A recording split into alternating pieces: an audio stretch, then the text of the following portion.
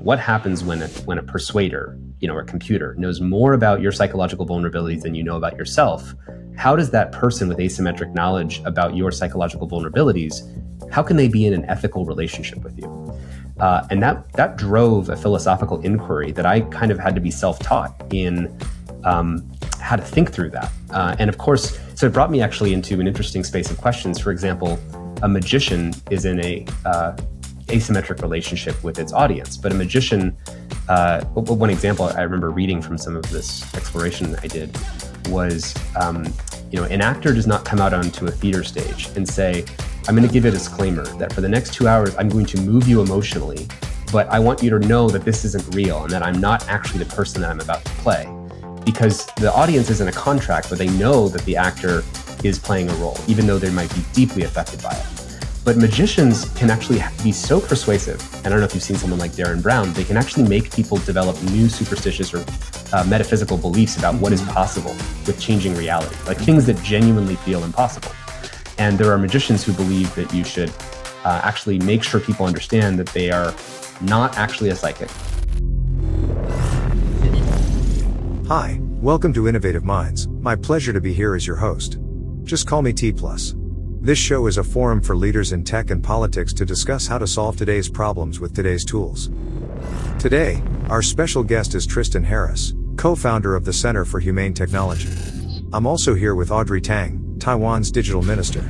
Today, we talk about tech ethics in the modern age, why we are addicted to our smartphones, and solutions to make our life freer.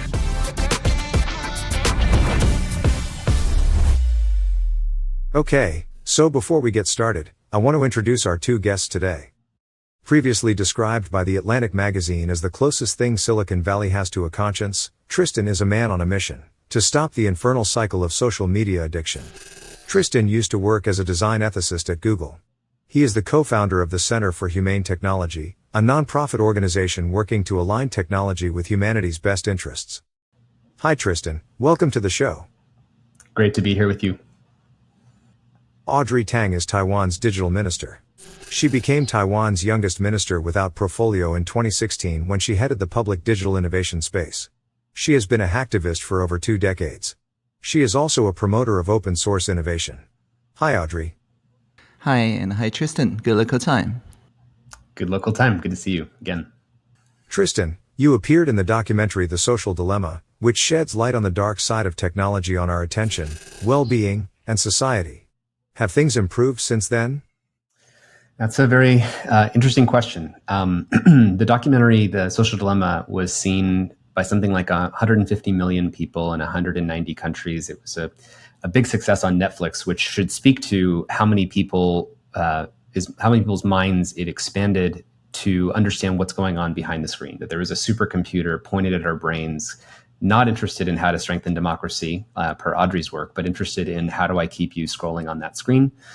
Have things gotten better or worse since then? I have to look at, I can make a list of either side, right? I can make a list on one side and say, basically Twitter is the same outrage machine that it was before the film came out. Basically Facebook is still addicted to keeping people's attention and has $1 trillion market caps based on perpetuating the same process. Not that many people have canceled their accounts or, turned off notifications. So I could be very pessimistic if I make that list. On the other hand, I can make a different list of all of the institutions that are now aware of it, all of the parents that are now sort of mobilized and are trying to get their kids off of social media. I meet many parents whose kids, this is more of the negative side, but whose kids have committed suicide because of some of this stuff. And they are organizing to pass laws now to try to make change. There's an effort to ban TikTok in the United States. That is a sign, at least, at recognizing some of the problems of what this sort of arms race for attention does. I did want to correct one thing in the diagnosis, though, which is not just that we have this dark side of technology. What we have to look at is, when is technology steered by perverse incentives, and specifically arms races on a perverse incentive? In the case of social media, it was the arms race for engagement or attention, that if I don't go lower in the race to the bottom of the brainstem to addict you or to outrage you with political content, and my competitors do, I'll just lose. If I don't put a beautification filter on those 13-year-olds that make them inflate their sense of self-image and only get more likes when they put a beautification filter on, I'm just going to lose to the other companies that do the beautification filter. And so I wanted to emphasize that because I think as we go on in this conversation about, how do we create a more humane world, what we have to look at is where are there perverse incentives and where are there arms races on that perverse incentive, because that's relevant to where AI is going to take the conversation next. Yeah, I think it's a very important contribution to help people realize not all the negative externalities caused by technology is easily reversible. And I think this is one of the most important points to policymakers. There are many policymakers that think, let's just let the technologies have fun for a while. If there's something bad that's produced by their technology, like polluting the rivers and things like that, maybe we can just invent technologies and deploy it to clean up the water afterward. And it may work for some sort of technologies, but for societal scale technologies, social media being one and generative AI being the other, there may be a point of no return, that it becomes very difficult to clean up the mess afterward. And so I would say that this time the leaders of the world are now taking care of the generative AI's dilemma much more seriously, partly thanks to the Social Dilemma film. That's a great point, Audrey. And actually, just to agree with you on something very important, anybody who doesn't know the language of externalities, there's a difference between profits that are gained that generate externalities on society's balance sheets, costs that are borne by society, air pollution, lead pollution, stuff dumped in rivers, shortening attention spans in the case of social media, or breakdown of shared reality in the case of social media. And there's a difference between externalities that are reversible and externalities that are irreversible or very hard to reverse. And we should be especially concerned about technologies that cause irreversible externalities. And I think to your point, Audrey, I really appreciate you saying that, because I do think that the awareness around social media has driven up more concern as we're approaching the generative AI regulation conversation. And that's something to celebrate. Exactly. And like climate crisis, right? The canonical example of things that are very difficult to reverse are now also used as one of the metaphors, or not really metaphors, but analogies for the damage to the fabric of trust that could be caused by generative AI. Yeah. Following up on this, Tristan, could you tell us more about the concept of persuasive technologies? Yeah. So in the film The Social Dilemma, we talk about this lab at Stanford called the Stanford Persuasive Technology Lab, where the co-founders of Instagram studied and where I took a class on behavior design. The professor, BJ Fogg, is very famous. Notably, people need to understand that it wasn't just a lab where evil geniuses, twirled their mustaches saying, how do we manipulate and persuade the world? It was actually about how do we use persuasive technology for good. So what do we mean by persuasive technology? It means just like a magician knows something about your mind that you don't know about your own mind, and it's the asymmetry of knowledge that makes the magic trick work, persuaders have an asymmetry of information. They know something about how your mind is going to respond to a stimulus. Like if I put a red notifications badge on that product, that social media product, it's going to make people click on it more than if I put a blue one. If I make it so that when you pull to refresh like a slot machine, it'll be more addictive, that's a stronger persuasive technique to keep you coming back for more than if I don't have the pull to refresh kind of feature on the product. So at this lab, what they were studying was how could we apply persuasive technology in a way that would help people have healthier life habits. So actually, for example, I studied with the co-founders of Instagram, and we actually worked together on something called Send the Sunshine. This is in 2006, before the first iPhone came out. And the idea was, imagine a social network that knew when two people in different zip codes had, and in one of the zip codes, they had bad weather. So the person was getting depressed. They had 7 days of bad weather. And this message the system would text your other friend who was in a good zip code where there was sunshine and say, hey, do you want to text Audrey, who's had 7 days of bad weather, a photo of the sunshine? So this was an example of persuasive technology being used to slightly nudge people who had some love and some sunshine to cheer up people who had a little less sunshine.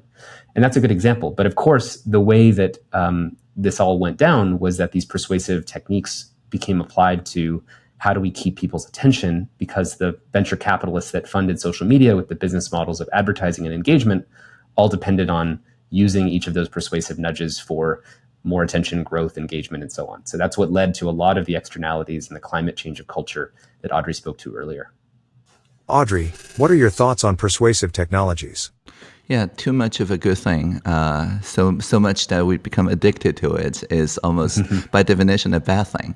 And Taiwan responded to that by in our core curriculum of basic education, starting 2019-ish, we switched this idea of media and digital literacy to media and digital competence, because literacy is basically trying to get the children into a mood of critical thinking and so on, but really good precision persuasive technology just bypasses all that. There is no critical thinking frame that can make unaddict people to these specially designed persuasive technologies. On the other hand, if the children actually look at how sausage is made, how such persuasive technology is designed, and even with just Scratch, Raspberry Pi, Arduino, try to manufacture some of this themselves and contribute to fact-checking, contribute to data stewardship, and so on, then they become immune the same way that journalists themselves become immune to one-sided conversations and outrage and things like that, because they learn about the importance of checking your sources and also having your own narratives, your own voice. So we discovered that having your own voice that has a democratic impact is one of the most important antidotes to counter this kind of precision persuasive technology. And to facilitate that, of course, the government need to be radically transparent to provide the real-time data and so on that is required for this kind of narrative to have an impact. Tristan, what do you think of the initiative Audrey just mentioned? Well, I've already said, in fact, actually, I'm very proud to have introduced a lot of Audrey's work to people on our podcast. I can tell you, Audrey, that the directors of Everything Everywhere All at Once became big fans of your work through listening to our interview on our podcast. I say that because I have always been so inspired by what you're doing in Taiwan to show that there can be a 21st century democracy. And I think you are leading the charge of how to update the kind of the spirit and principles of what a open society participatory democracy looks like in the age of AI and exponential tech. So I love your principle of digital competence rather than digital literacy. One of the things that I think we're particularly in need of is being able to synthesize multiple perspectives and take the sides of other people's arguments. The phrase steelman versus strawmanning an argument. Steelman should be a principle that everybody should know. How do I get the best possible, how do I give the best version of the argument that you're making to prove to your nervous system that I understand the point that you're making? And can I hold the argument that you're making along with the side that, is the other side of the argument? You could even imagine AI tools that help us do that more efficiently, so that whenever you see any argument, it finds all the other counter arguments and tries to show that in interesting ways. And obviously that's related to your work at Polis.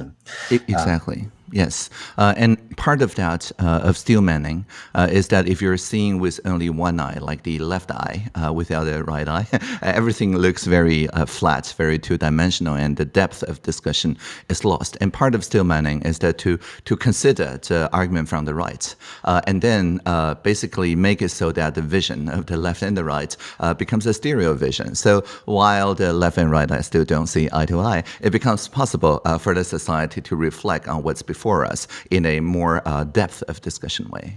Yeah. I like that pun there of seeing eye to eye. But yeah, that's good. Coming back to the social dilemma.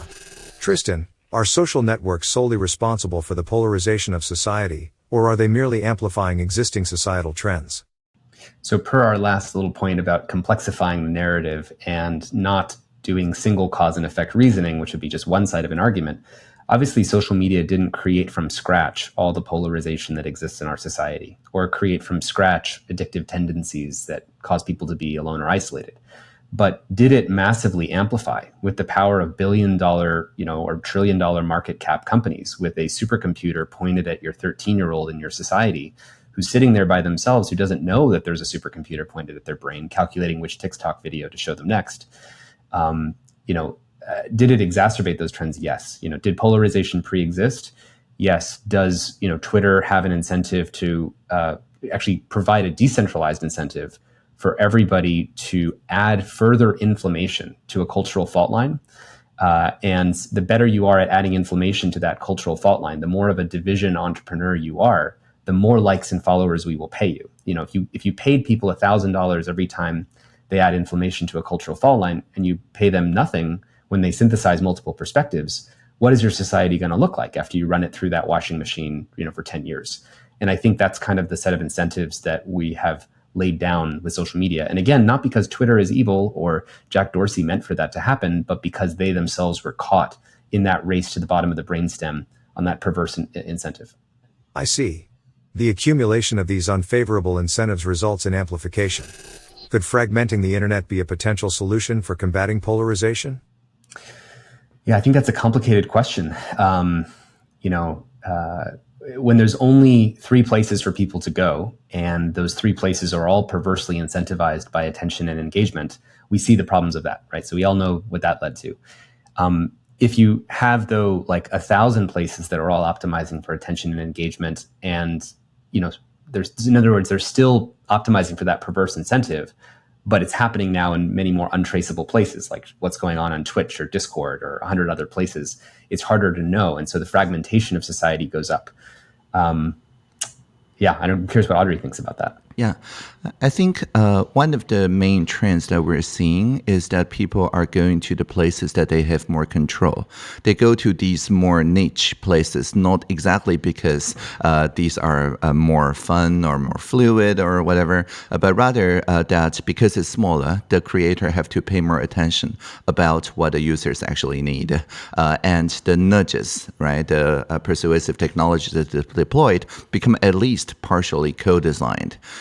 And that is a very different dynamic. So I'm cautiously optimistic, just as I'm cautiously optimistic about open source AI models, that it creates its own danger, but at least it lets much more people to learn how to steer such issues and also see such issues with much more clarity than compared to if we only have 3 very difficult to oversight the social media companies. Yeah.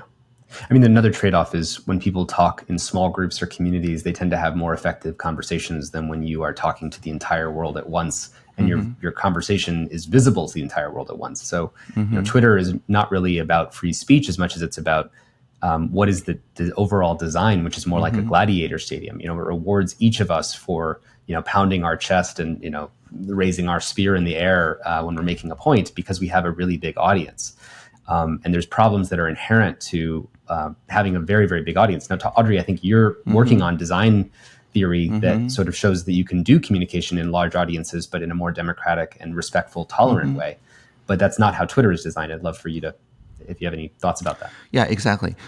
So the idea of plurality or collaborative diversity indeed means that when people talk in their smaller communities, but these communities have a defined way to interoperate with other smaller community of equal status, then what is like the common knowledge, what is the generally agreed consensus across those the ideologically very different communities tends to be the bridge-making statements. And based on those bridge-making statements, such as the community nodes on Twitter, like the one plural part in Twitter, that tends to unify people toward the center of gravity that can create this kind of dynamic that we just talked about of stillmanning each other, of looking in stereo vision and things like that. And so I recently visited DG Connect in Brussels in Europe, and I said to them that your Digital Market Act that is basically making sure that the social media companies in the future that reaches a certain gatekeeping status have to always interoperate with each other with a common protocol. I think that is one of the vision we're working toward. That's an interesting development to keep an eye on. Tristan, before we delve into AI ethics, do you have anything else to say about the documentary, The Social Dilemma? I think that what Audrey said, I didn't really steelman all the positive points and developments that have happened. It's sort of hard to remember because there have been, it's affected so many different places. Like we've been reached out to by the leading institutions in, so many countries, heads of state, former heads of state. One of the things that surprised me is just how unifying the issues are. People like to think that there's a big debate about big tech, and the left and the right in the United States disagrees. Censorship, versus free speech, or how do we deal with content moderation with misinformation? When you frame the issues as the race to the bottom of the brainstem that is really bad for children, for example, everyone agrees with that. And division is a unifying issue, I like to say. So I think that no one wants to have systems that are built to divide us. And I think that there are ways of talking about it that we have found that the left, the right, across the political spectrum can kind of get on board with the core diagnosis. Unfortunately, if we're sort of teeing up the next part of the conversation, the reason that social media has been so hard to regulate, at least in the United States, is that it became so entangled with everything in our society. So there's vested interests. Journalism became entangled with it. You can't be a journalist except by being on Twitter, and major media get a lot of their traffic from these things. Campaigns and elections all run through social media. There are now parts of the national security apparatus, including, open source intelligence signals where you're doing large scale data mining on Twitter.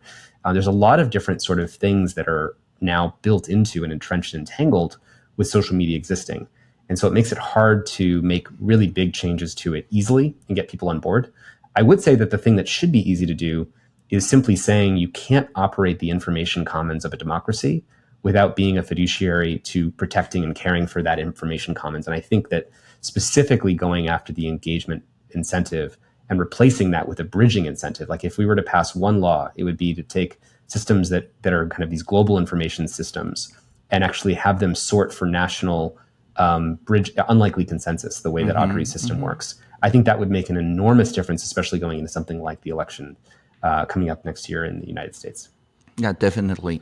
And we're also in Taiwan experimenting with this idea of holding those social media companies liable if they cause these damages to externality, for example, by posting investment advices from people who are very shady, like not professionally accredited investors and so on. So instead of going into this takedown debate, which is a developing issue, we simply say, no, we're not going to take it down. But if you happen to cause scams, cause fraud, cause damage, and so on, you're also liable for it.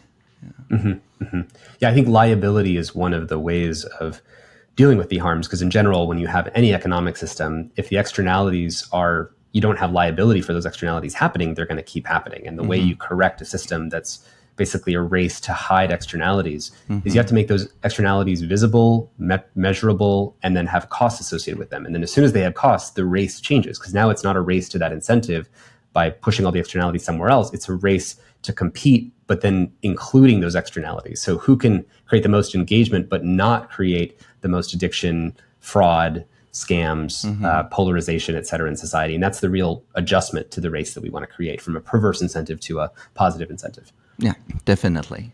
Next, I'd like to talk about the ethics of technology, especially about the challenges posed by AI. To begin with, I'd like to ask Tristan, as an ethicist, what are the primary philosophical schools of thought that inform your decision-making? Well, I'll answer this question in an unconventional way. So I actually didn't study philosophy in college. I studied computer science, and there was a major at Stanford called symbolic systems, where you kind of merge cognitive science, psychology, linguistics, philosophy, theory of mind, kind of all together into this weird discipline called symbolic systems. And that was basically the closest thing to a major that I kind of studied. And it wasn't until I was actually at Google and I was starting to think about the problems of the ethics of persuasion. What happens when a persuader, or a computer, knows more about your psychological vulnerabilities than you know about yourself? How does that person with asymmetric knowledge about your psychological vulnerabilities, how can they be in an ethical relationship with you? And that drove a philosophical inquiry that I kind of had to be self-taught in how to think through that. And of course, so it brought me actually into an interesting space of questions. For example, a magician is in a asymmetric relationship with its audience, but a magician, one example I remember reading from some of this exploration I did was, an actor does not come out onto a theater stage and say, I'm going to give you a disclaimer that for the next 2 hours, I'm going to move you emotionally, but I want you to know that this isn't real and that I'm not actually the person that I'm about to play. Because the audience is in a contract where they know that the actor is playing a role, even though they might be deeply affected by it. But magicians can actually be so persuasive. And I don't know if you've seen someone like Darren Brown. They can actually make people develop new superstitious or metaphysical beliefs about what is possible with changing reality, like things that genuinely feel impossible. And there are magicians who believe that you should actually make sure people understand that they are not actually a psychic. They don't have supernatural powers, but they have to disclose that they're just that effective. And I think that, I learned a lot from spending basically something like 6 years in a deep philosophical inquiry studying cults and cult dynamics. How do you ethically persuade people in groups? Social media. There's actually a whole area of ethics called transformative ethics. There's a Yale professor named L.A. Paul around how do you transform someone into a vampire ethically when the new version of them that's a vampire has different tastes and preferences than the version of them that before they were a vampire. And so that was kind of the core philosophical inquiry I was in. And through that, I studied, all sorts of things. But existentialism has been more of a pure, existentialism and Buddhism have kind of been my core schools of thought for thinking about technology now. Audrey, same question for you. What philosophy inspires you the most in your work? Well, I think it goes without saying that I often quote the Tao Te Ching in my interviews. So definitely the thoughts of Lao Tzu is on my mind. And De, in particular, I think translates to virtue, ethics. Even though that virtue in everyday English doesn't mean what it used to mean now, I think currently there are ways to try to express the same idea of virtue ethics, for example, ethics of care and so on. And I think this is particularly relevant in the cases that Tristan has been describing because to a infant, a parent is like a magician.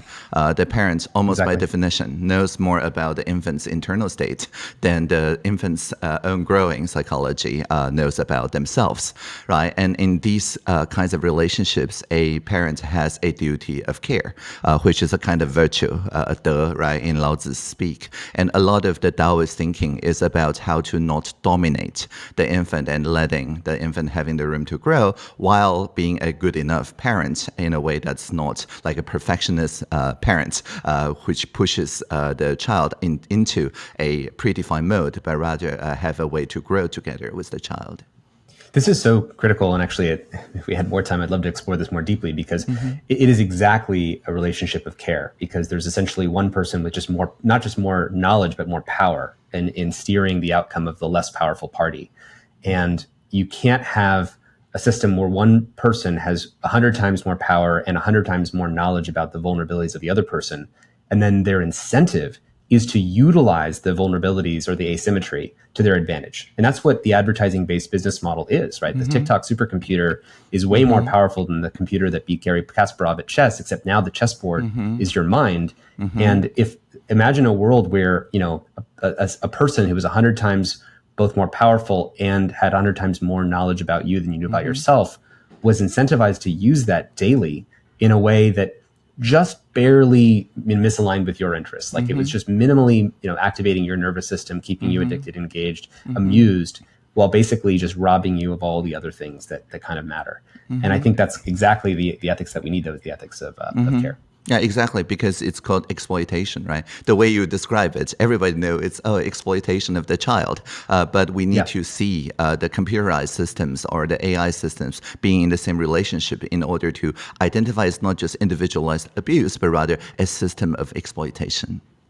Yeah. And you could say that imagine then we replace parents with TikTok or the technology complex, right? And right now it's like having parents who want to extract as much value from themselves from their children. I mean, that would be a perverse environment, but we have basically outsourced parenting to technology.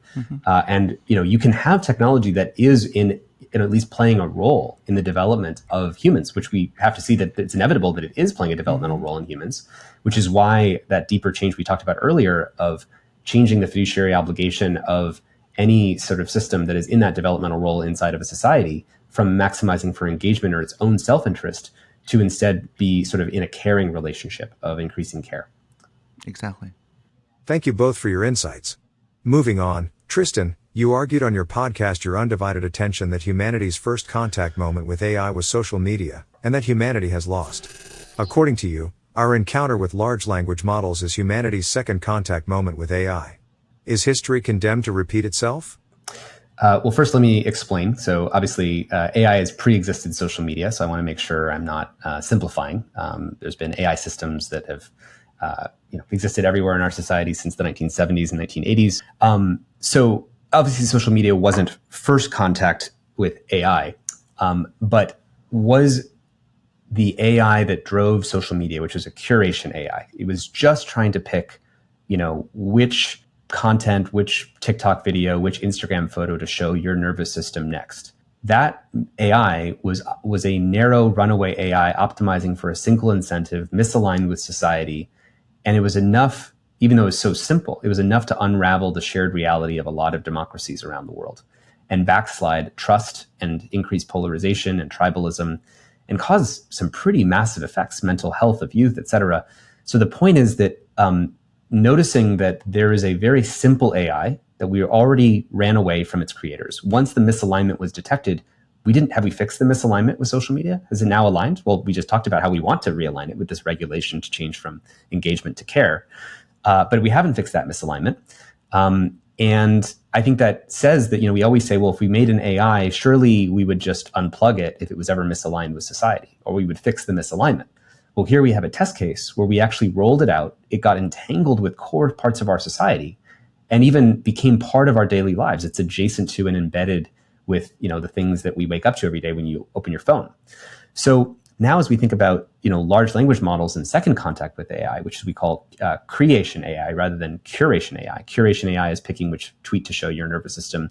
Creation AI is the ability to generate any kind of content, decode language and content at scale. So we think of, I know you had Yuval Harari on the podcast. We wrote an op-ed together in the New York Times where we talked about, this new generative AI has the ability to decode any language.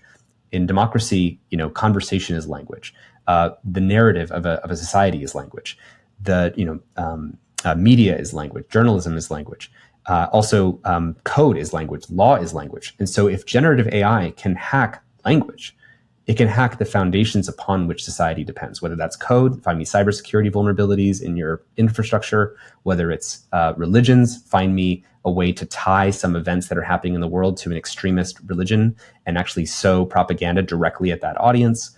Or whether it's law, hey, GPT-4, find me a loophole in this legal contract, literally help me get away with murder and not have it be against the law of that country, do that at scale. When you can hack language, you can hack the fundamentals of a society. So this is a really key point because we have to be able to predict and anticipate what are the kinds of things people can do with generative AI. And so I think the important point we wanted to raise with this talk we gave called the AI Dilemma is if we weren't so good at noticing first contact, we have to see what did we get wrong to get it right this time before second contact fully takes place. And the key thing is to regulate AI before we entangle it and then become dependent on it in a way that we're not able to change it and realign it before it got too late. From what I've heard, you believe that governments should step in and regulate AI before we lose control. Is that correct? Yes, we will need to find a way to coordinate specifically the race dynamic around AI, the arms race to release AI. So in social media, what the race to the bottom of the brainstem was, that arms race for engagement and attention, that's what drove all the climate change of culture harms and externalities with first contact. With the second contact with AI, it's really going to be driven by this arms race to deploy generative AI everywhere as fast as possible, because that's how you're going to outcompete. That's how OpenAI outcompetes DeepMind or Anthropic or whatever. And when you're racing to go that fast to deploy, you're not moving at a pace that you can get alignment, safety, bias, or discrimination right. You're going to get all those things wrong.